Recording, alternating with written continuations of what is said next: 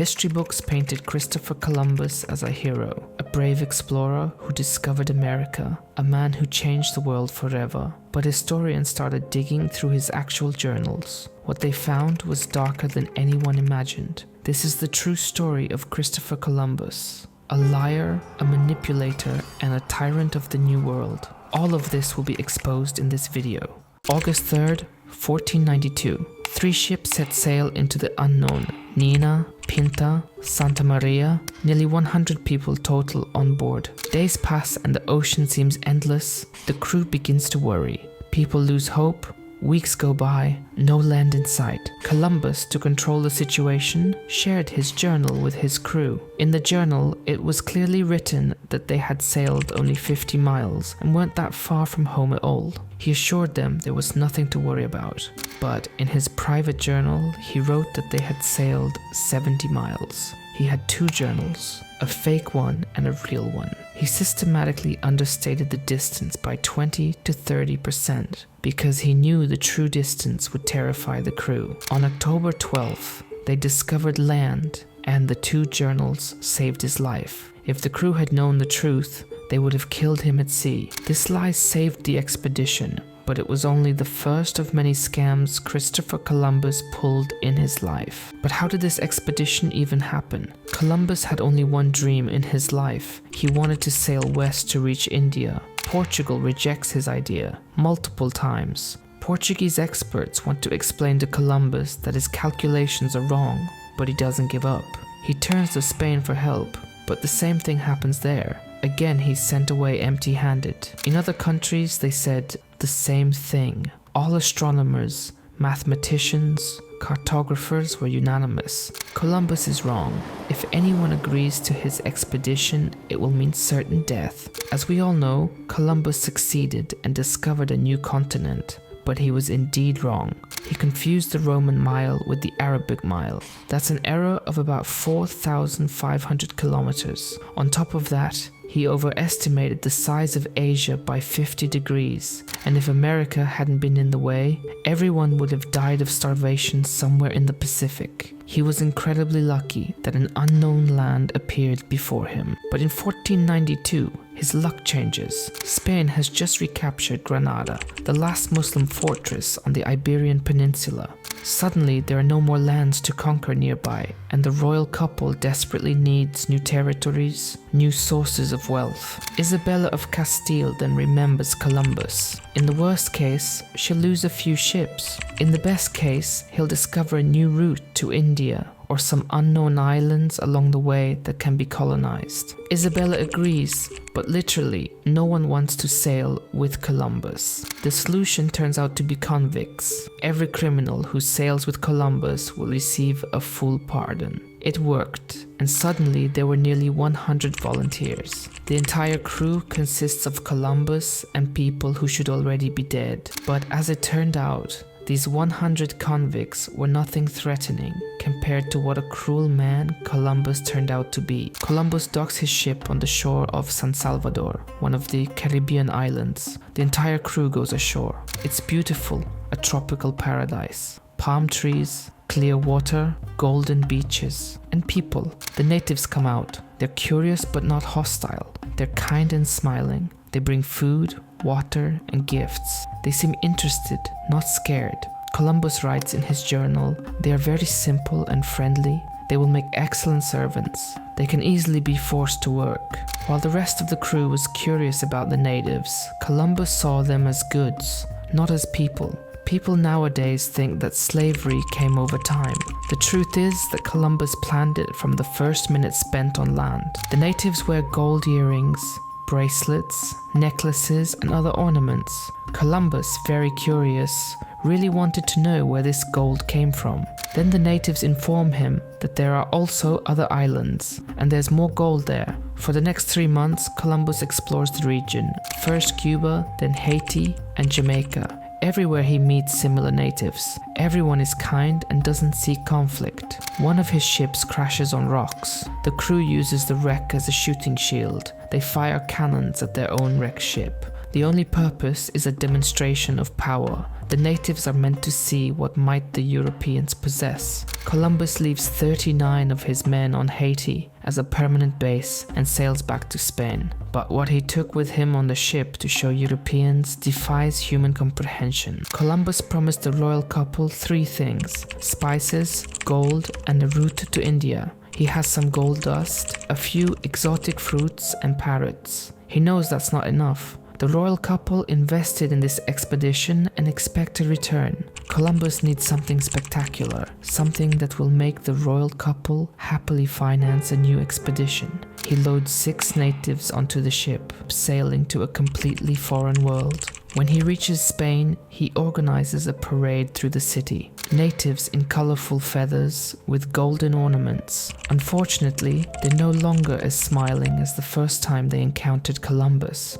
Isabella is delighted. It's not about the gold and exotic fruits. She cares more about the natives. She sees them as people who can be converted. She's thrilled, believes this is her holy mission. The royal couple agrees to a second expedition. And this time, it's not some experimental escapade. 17 ships, 1,500 people, doctors, specialists, craftsmen, a cartographer. This is not an exploratory expedition. This is a colonial army. The goal is to create a little Spain across the ocean and subjugate the new people. However, when these 17 ships reach the base, they notice something's wrong. Something disturbing happened. Something Columbus completely didn't expect. When Columbus returns to Haiti in 1493 with 1,500 colonists, he discovers something terrifying.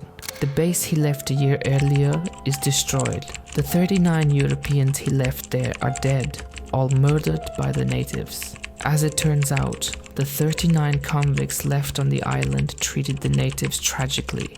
They humiliated, tortured, and robbed them for fun. The natives endured this for a while, but after a few weeks they started a rebellion and murdered Columbus's people. Columbus wants an immediate massacre. He wants to get rid of all the natives and make this land for new people from Europe. In time, his crew reminds him of the Queen's goal. He promised Isabella he would be kind to the natives, that he would convert them to Christianity. So Columbus finds a solution and starts slavery instead of massacre. Natives are forced to work in gold mines. Everyone has a daily quota and must extract a specific amount of gold. If they don't extract enough, they will be punished. Europeans as punishment cut off hands, ears, and generally tortured them. His own people, European colonists, quickly begin to hate him because Columbus punishes them equally severely. He publicly humiliates them.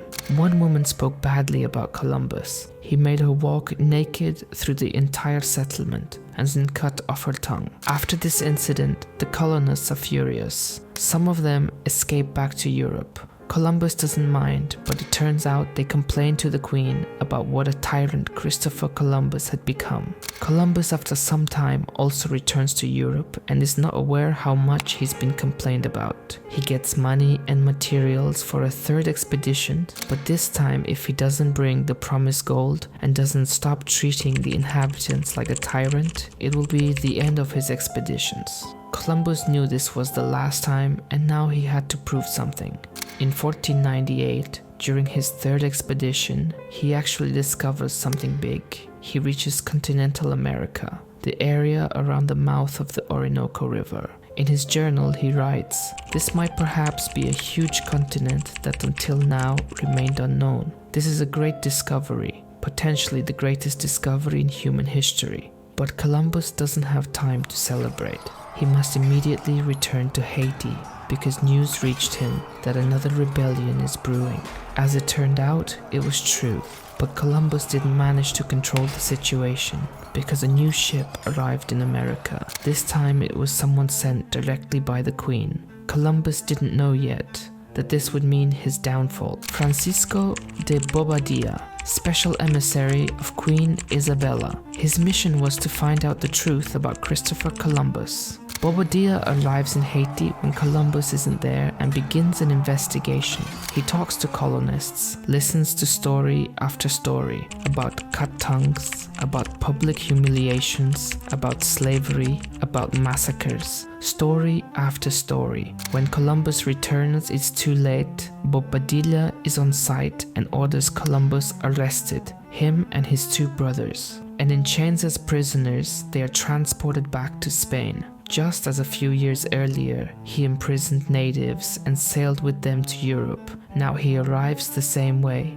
shackled in chains. On sight, Columbus must explain himself to the royal couple. He adopts an unusual strategy and starts playing the victim. He explains to the queen that Bobadilla hatched this conspiracy and actually wanted to take over his position, and all the accusations are fabricated lies from jealous people. The royal couple releases Columbus and his brothers. Bobadilla is recalled in disgrace, and what's more, they give Columbus a 4th chance. Columbus sets sail again, but his ships are in deplorable condition. He crashes off the coast of Jamaica and miraculously escapes with his life. Unfortunately, this meant that Columbus's life was slowly coming to an end. They're cut off from the world. 150 people on a deserted island, thousands of kilometers from the nearest European settlement. Columbus sends his most trusted man on a desperate mission. Diego Mendez takes a kayak and sets out toward Haiti, 700 kilometers across open sea, jumping from island to bring help. Columbus knows this will take months. Meanwhile, in Jamaica, they have a new problem. Initially, the natives brought food and water, but over time they became less and less willing. They weren't getting anything in return, and their supplies were slowly running out. They stopped bringing them food, and Columbus's crew began to starve. But Columbus knows something the natives don't know. He has astronomical tables and knows that on February 29th, 1504, something extraordinary will happen. A total lunar eclipse. Columbus calls a meeting with local chiefs. He tells the natives that his god is angry because you stopped helping us. He explains to them that if they don't change, God will take away their moon. At first, the chiefs consider this nonsense. Some even burst out laughing. But moments later, that night, the moon begins to darken. The natives panic, start apologizing to Columbus and begging him to return their moon. Columbus closes his eyes, pretending to talk to God. "All right,"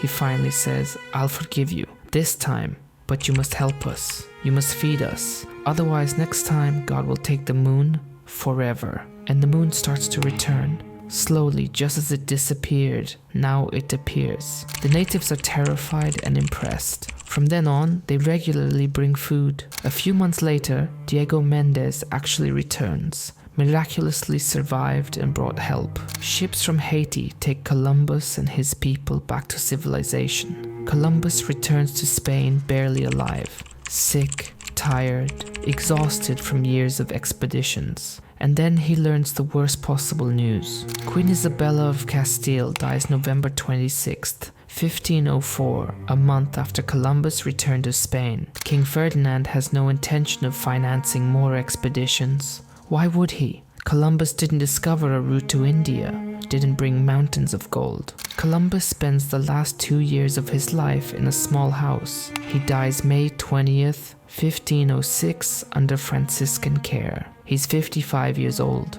and until the last day of his life, he believes he discovered a route to Asia, that the islands he found are the eastern coast of China, that the continent he saw is some unidentified part of Asia. He doesn't understand that he discovered something much greater. He doesn't understand that he discovered a new world, a completely unknown continent.